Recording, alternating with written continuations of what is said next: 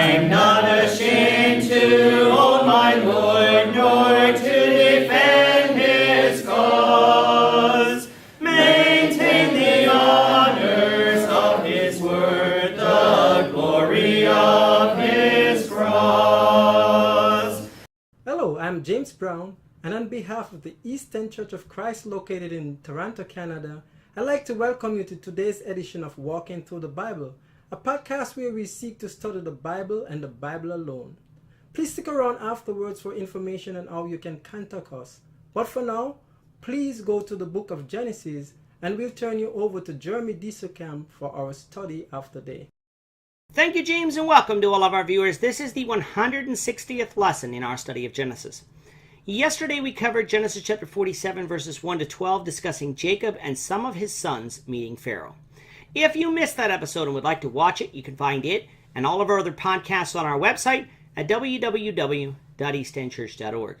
You can also find them on our YouTube channel at www.youtube.com/EastEndChurchOfChrist under the Walking Through the Bible Genesis playlist. Today we're going to begin with Genesis chapter 47, verse 13 and read through verse 22. The text that you'll see on the screen is from the English Standard Version, but you're welcome to follow along with any version that you have. So let's now read Genesis 47, beginning at verse 13. Now there was no food in all the land, for the famine was very severe, so that the land of Egypt and the land of Canaan languished by reason of the famine. And Joseph gathered up all the money that was found in the land of Egypt and in the land of Canaan, in exchange for the grain that they bought. And Joseph brought the money into Pharaoh's house. And when the money was all spent in the land of Egypt and in the land of Canaan, all the Egyptians came to Joseph and said, "Give us food. Why should we die before your eyes? For our money is gone." And Joseph answered, "Give your livestock, and I will give you food in exchange for your livestock, if your money is gone." So they brought their livestock to Joseph, and Joseph gave them food in exchange for the horses, the flocks, the herds, and the donkeys. He supplied them with food in exchange for all their livestock that year. And when that year was ended, they came to him the following year and said to him, "We will not hide from my lord that our money is all spent. The herds of livestock are my lord's. There is nothing left in the sight of my lord but our bodies and our land. Why should we die before your eyes, both we and our land? Buy us and our land for food, and we with our land will be servants to Pharaoh. And give us seed that we may live and not die, and that the land may not be desolate." So Joseph bought all the land of Egypt for Pharaoh, for all the Egyptians sold their fields because the famine was severe on them.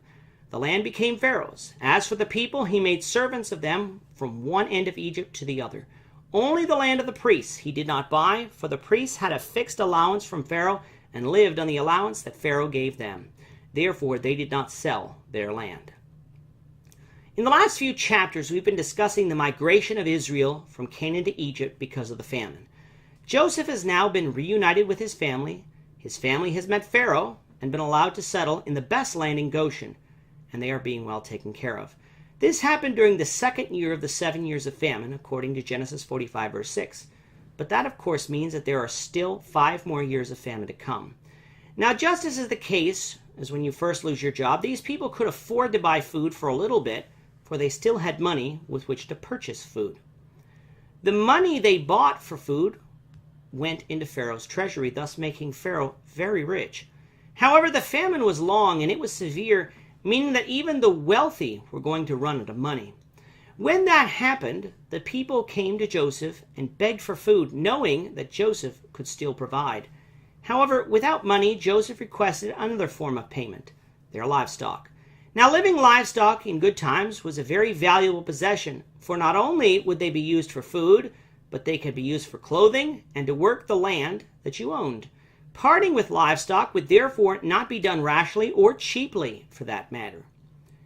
However, during this famine, livestock wasn't valuable because farmers couldn't feed them without purchasing food that they had no money to buy, and there was no land to work. Hence, the livestock were going to die anyway.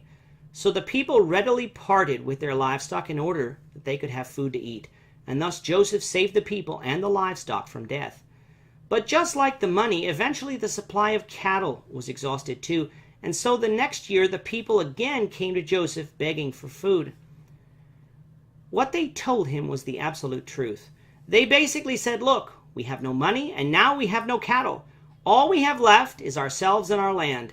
Let Pharaoh buy us and our land so that we may eat and not die. This proposal was accepted by Joseph, and the people were made servants to Pharaoh, and the land became Pharaoh's. The only exception was the land owned by the priests, because the priests ate off of an allowance given them by Pharaoh. We'll finish this story, the Lord willing, tomorrow. With that, our time is up for today. Please join us, the Lord willing, tomorrow, when we will continue our study of Genesis, beginning with Genesis chapter 47, verse 23. Thank you, Jeremy. And to our viewers, we also thank you for watching. Don't forget to subscribe to our YouTube channel by clicking on the subscribe button below.